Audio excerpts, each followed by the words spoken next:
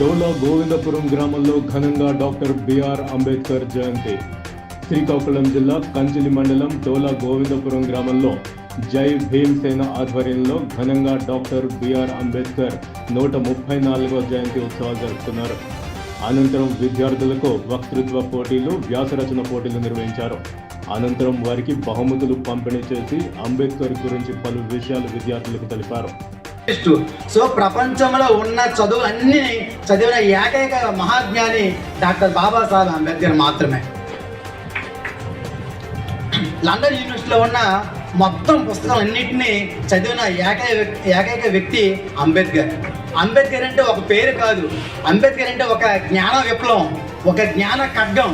అంబేద్కర్ అంటే రాజ్యాధికారం, అంబేద్కర్ అంటే రాజ్యాంగం. అన్నిటికంటే అంబేద్కర్ అంటే అగ్రవర్ణాల నుండి విడి స్వశక్తితో ఎదగడం అనేది అంబేద్కర్. సో ఈ విధంగా అంబేద్కర్ ఇచ్చిన చదువు మనందరూ కూడా చక్కగా చదువుకోవాలి.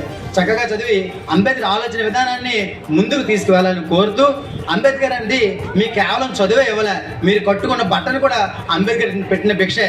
ఈరోజు నేను ఈ వేసుకున్న షర్ట్ నుండి నేను చేస్తున్న ఉద్యోగం ప్రతి ఒక్కటి కూడా అంబేద్కర్ పెట్టిన భిక్ష అని చెప్పాలి.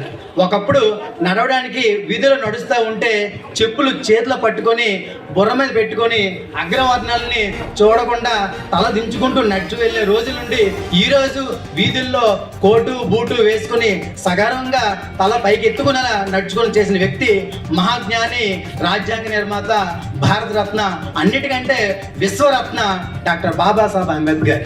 ఈరోజు అంబేద్కర్ రాసిన రాజ్యాంగం ఎంత మహోన్నతం అనేది మీ అందరికీ తెలిసింది. ఇందిరాగాంధీ అంటే మాజీ ప్రధానమంత్రి అయిన ఇందిరాగాంధీని పార్లమెంట్లో అడుగుపెట్టి దేశ ప్రధానం చేసింది భారత రాజ్యాంగం. దాన్ని రచించింది డాక్టర్ బిఆర్ అంబేద్కర్ యొక్క గొప్పతనం.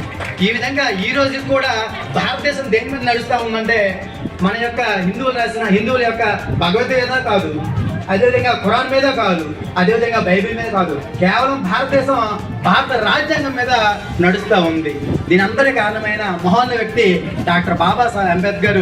ఈ రోజున ఈ జీవితాన్ని అంటే మనకి జన్మనిచ్చింది తల్లిదండ్రులు అయితే జీవితాన్ని ఇచ్చింది బాబాసాహెబ్ అంబేద్కర్ మాత్రమే అని తెలుస్తూ, ఈ ప్రపంచంలో అన్నిటికైనా విలువైంది చదువు.